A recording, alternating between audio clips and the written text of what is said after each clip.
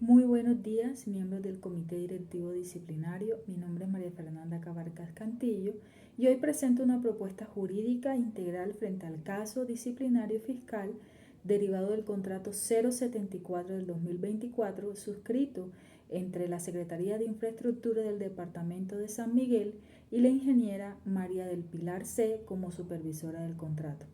Esta funcionaria se encuentra vinculada mediante carrera administrativa. El análisis se centrará en tres dimensiones. La primera dimensión corresponde al contexto y hallazgo del caso.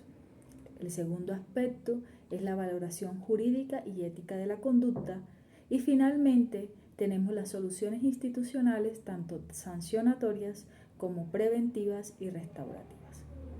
En cuanto al contexto del caso, el caso surge de una auditoría regular realizada por la Dirección de Vigilancia Fiscal de la Contraloría General del Departamento de San Miguel en octubre del 2024, donde se detectaron 4 irregularidades relevantes. La primera corresponde a la aprobación de un contrato con vigencia futura sin disponibilidad presupuestal registrada. El segundo, omisión del informe técnico previo que justificará la urgencia manifiesta. El tercero, la modificación unilateral del alcance contractual sin acto administrativo. Y el cuarto, aprobación de planillas con cantidades superiores a las ejecutadas.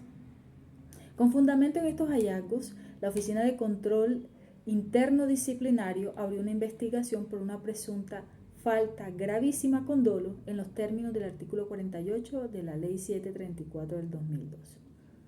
En cuanto al análisis jurídico y ético de la conducta, tenemos la parte disciplinaria que corresponde primero a la tipicidad. En cuanto a los hechos registrados, estos coinciden con infracciones previstas como faltas gravísimas. El comprometer recursos sin disponibilidad presupuestal, desconociendo deberes funcionales de la contratación. En cuanto a la antijuridicidad, la conducta realizada vulnera principios constitucionales como legalidad, planeación, responsabilidad, esenciales para una gestión contractual adecuada. En cuanto a la culpabilidad, en esto la defensa alegó órdenes verbales, falta de formación y fallas sistémicas. Sin embargo, la jurisprudencia reciente de la Corte Constitucional, tal como la sentencia C030 del 2020, aclara que el derecho disciplinario exige culpabilidad personal, pero no admite la excusa de obediencia debida frente a órdenes ilegales no formalizadas. ¿Qué quiere decir esto? Que el servidor debe abstenerse de ejecutar instrucciones contrarias a lo establecido en el ordenamiento jurídico. En cuanto a la dimensión ética, desde el punto de vista ético, se vulneraron diferentes aspectos. Primero, se vulneró la confianza pública depositada en los supervisores. Segundo, se incumplió el deber ético de diligencia y cuidado en el manejo de los recursos del Estado. Y tenemos actuaciones como aprobar mediciones sin soporte afectan directamente la integridad institucional. La ética pública exige decisiones informadas, verificables y soportadas documentalmente, lo cual no se cumplió en este caso. En cuanto a la propuesta de tratamiento institucional, esta propuesta integra medidas sancionatorias, medidas preventivas y medidas restaurativas para garantizar una respuesta proporcional y a la vez pedagógica.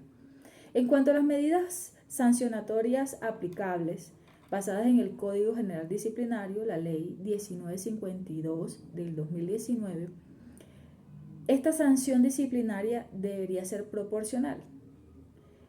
Estaría dirigida a una suspensión o sanción pecuniaria, dependiendo del grado del dolo o culpa grave de acuerdo con la norma. Y una remisión al proceso fiscal. El fallo fiscal en firme constituye un título ejecutivo para el cobro coactivo. Adicionalmente, debe proceder la responsabilidad fiscal por el presunto detrimento de los 82 millones y a la vez una declaratoria de incumplimiento ante la entidad contratante si se determina afectación a la ejecución contractual. Respecto a las medidas restaurativas institucionales, Esto va centrado en una reparación institucional. Como primer aspecto tenemos un plan de corrección documental, el cual consiste en una reconstrucción de soportes administrativos faltantes con acompañamiento jurídico y técnico. Otro de los aspectos relevantes sería un informe de lecciones aprendidas, identificación de fallas en el flujo interno de la comunicación, porque se vio en el caso una falla de comunicación entre jurídica, presupuesto y supervisión. Y como un tercer punto tenemos un compromiso formal de mejora, y esto estaría dirigido a un esquema de seguimiento mensual por parte de control interno. Ahora, en cuanto a las medidas preventivas para evitar reincidencias, tenemos como primer punto una capacitación obligatoria en contratación y supervisión conforme al artículo 83 de la Ley 1474 del 2011 del Estatuto Anticorrupción, que exige formación en gestión contractual para quienes supervisan contratos. Fortalecimiento del sistema de alertas tempranas, y esto es que cuando se presenten irregularidades, por mínimas que parezcan, deben presentarse ante la autoridad o el supervisor del contrato o la persona encargada para que no se presenten situaciones como en el caso que estamos analizando. Un cruce automático entre presupuesto, jurídica y supervisión, así como lo decíamos, que debe existir una comunicación constante para que no se presenten falencias, fallas técnicas, presupuestales y de supervisión, como en el caso de análisis. Validación previa obligatoria de vigencias futuras para que no se comprometan vigencias sin que realmente se pueda realizar esta acción. Protocolizar las órdenes de los superiores, y esto va dirigido a que toda instrucción que modifique un contrato debe constar por escrito. Evitar repetir situaciones basadas en órdenes verbales. Revisar los riesgos contractuales, como lo dispone el decreto 1082 de 2015 sobre estudios previos. Y obviamente debemos tener en cuenta las modificaciones por las cuales ha pasado este decreto y las normas en contratación.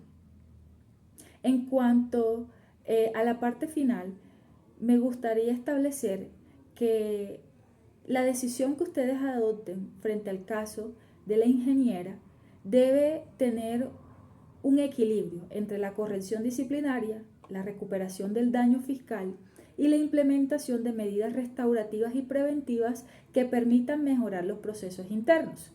Lo presentado en el día de hoy constituye una ruta integral para garantizar la transparencia, la responsabilidad y el fortalecimiento de la función pública en la Contraloría del Departamento de San Miguel. Muchas gracias.